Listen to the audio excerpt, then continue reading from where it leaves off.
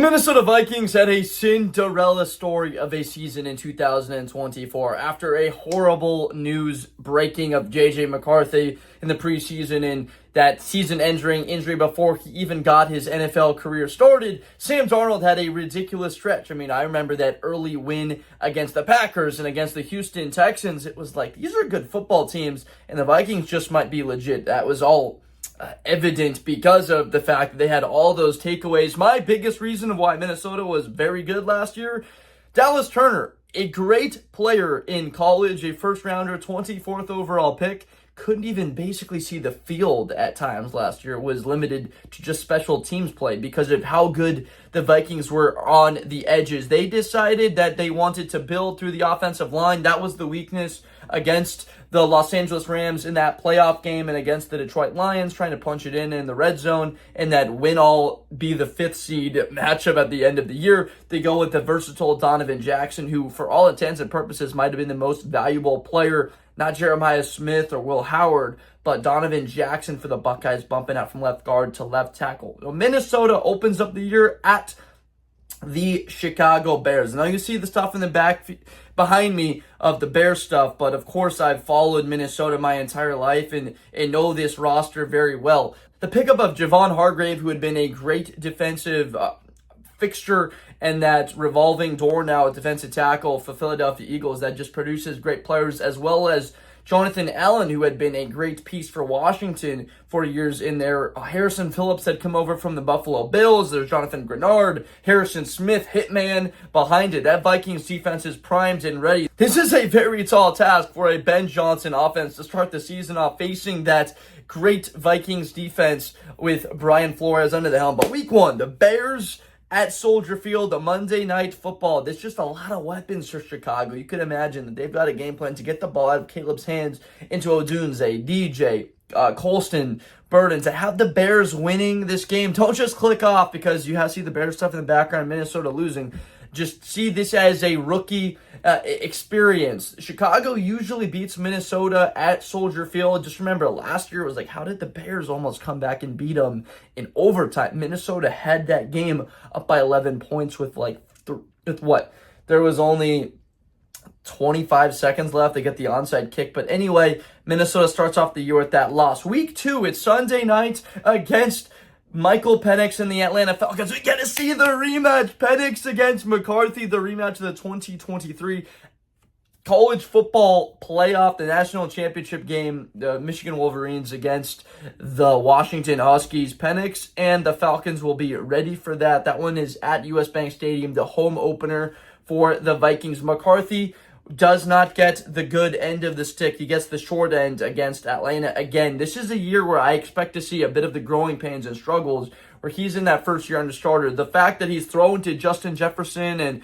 Jordan Addison Hawkinson is going to help him a lot, but that still doesn't equate to the experience of the time that you get to play in the NFL. Kevin O'Connell is just about as good as an offensive mind as you can come around in the world for offensive play calling and dialing up an offensive game plan, but it will be tough early in the season. That's where I have weeks 3, 4, 5 rolling off 3 straight wins against the Bengals. A tough one. If you're 0-2 hosting Cincinnati, it's like, gosh, like this, you could see it. You got the Steelers after that one in Dublin, but I have them beating the Bengals 24-23, limiting Justin Jefferson. We get to see Jefferson and Chase go at each other, who's trying to one-up the other, but that's not where I think this game comes down to. It's the back of Aaron Jones, his legs churning, getting the football in his hands, or Cincinnati chewing up the clock, almost like that Michigan style of play under JJ McCarthy was hand the ball off, McCarthy not turn it over, take the ball away on defense, Mason Graham in the middle of that defense,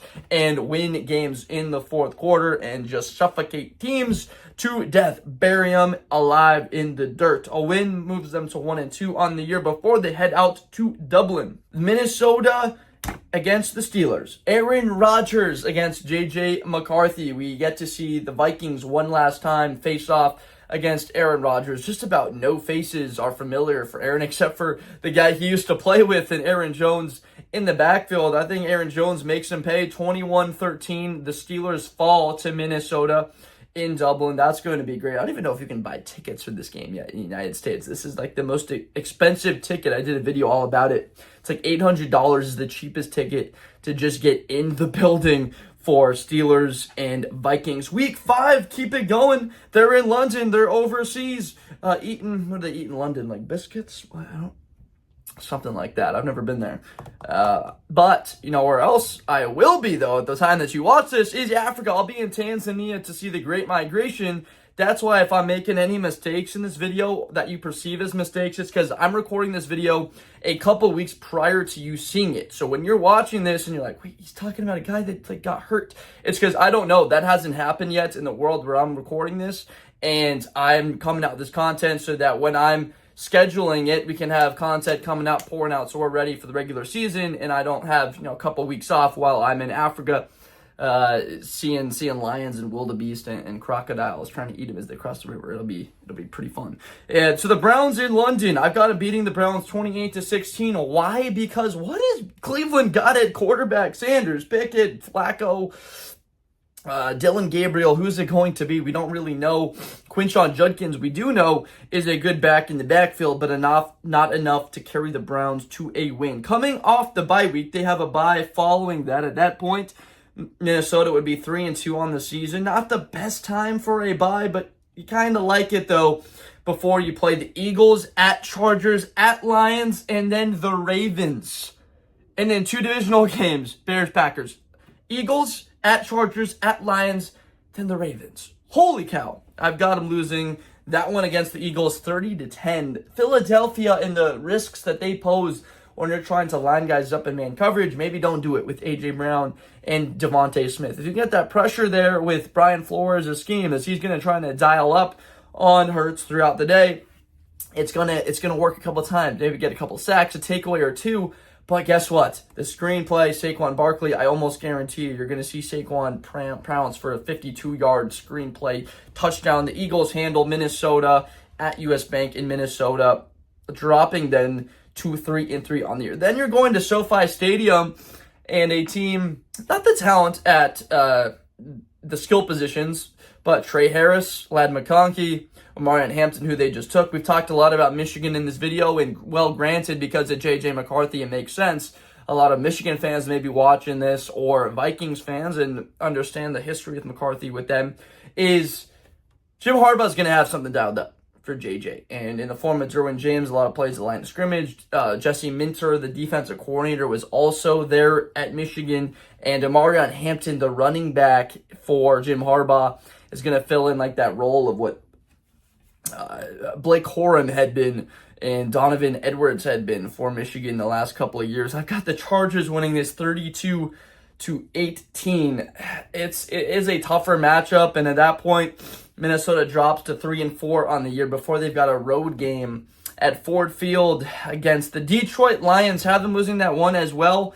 This is the growing. I talked about McCarthy. You can't expect them to go 14-3 again. Not when you have a rookie, but he's a second-year player, but starting for the first time. Don't care how talented the weapons are across, and that this team can go 12-5, but if they have great quarterback play, it's like, what are you expecting McCarthy to do in that division, let alone with the Bears surging somewhat and Detroit being still a good roster? If they lose Glenn and Ben Johnson, they can fill that in. They're going to be less of a team. Still have so much talent. Aiden Hutchinson returning, Lee McNeil. They drafted well. Tyleek Williams against Donovan Jackson, baby, for you Buckeye fans out there.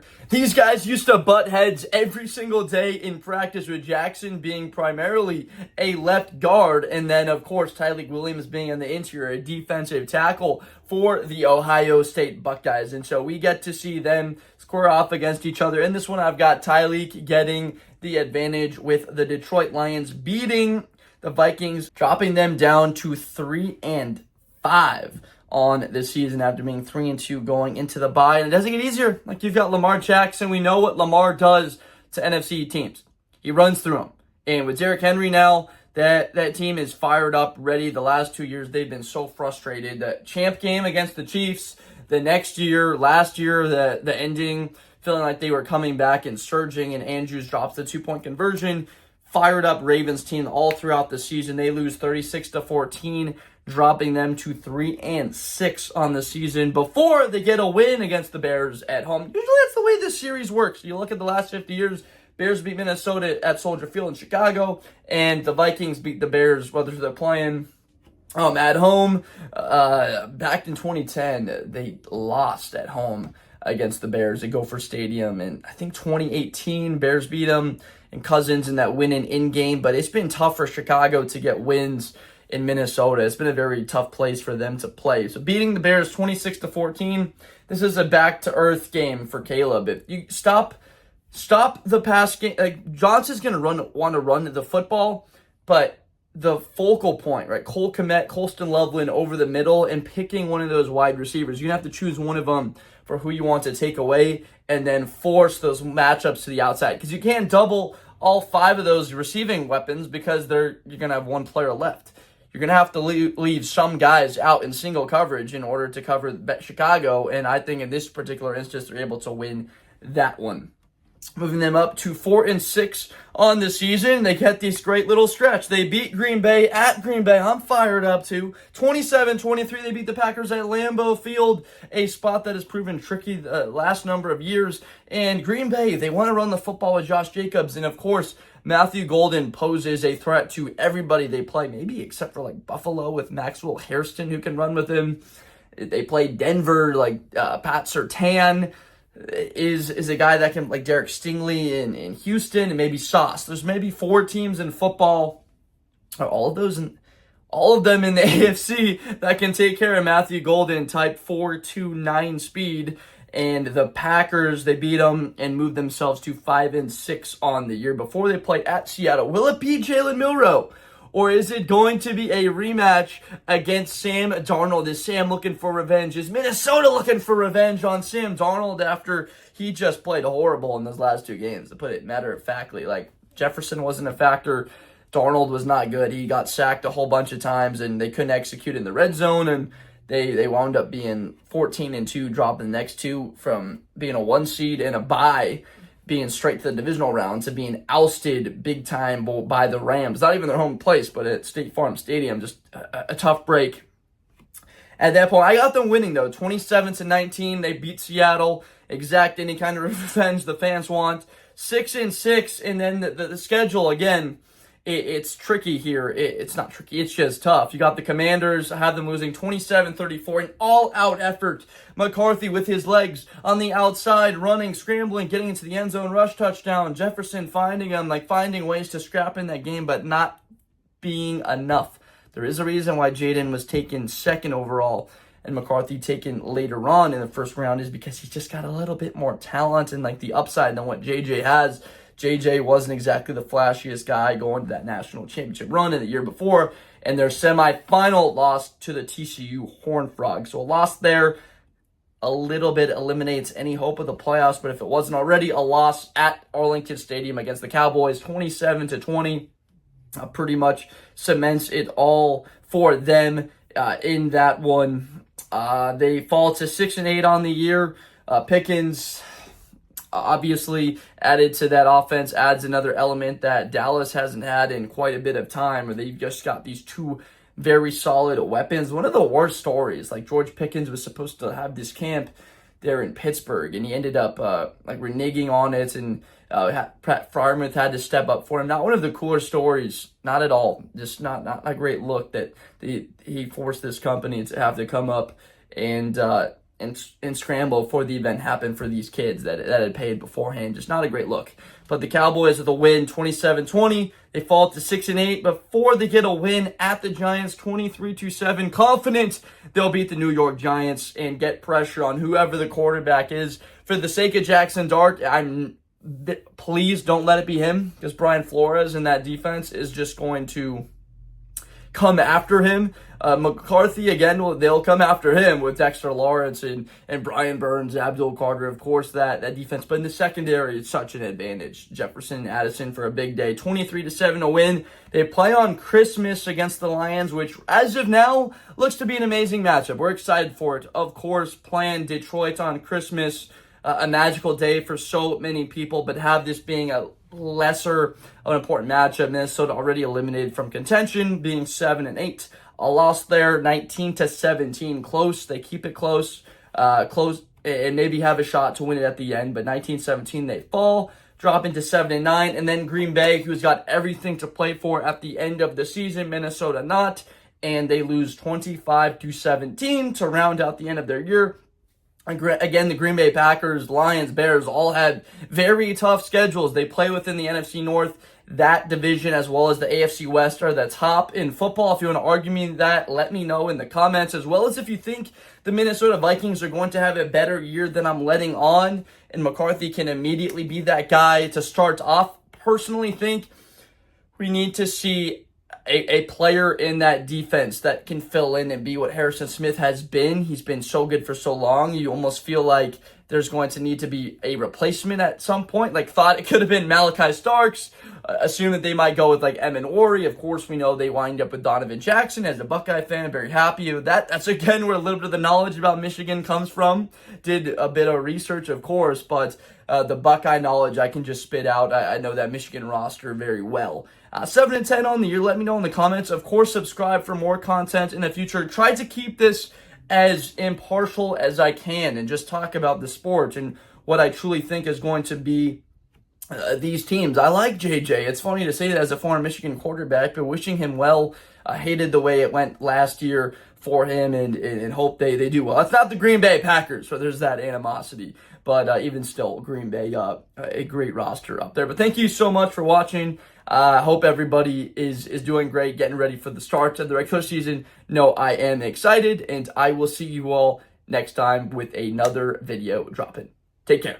Best player in college football. That Georgia and Ohio State game, New Year's Eve, is going to be a classic. Josh Blunder. Hi, everybody. I'm Josh Blunder. To the 40, 35, 30. Espinosa to the 20.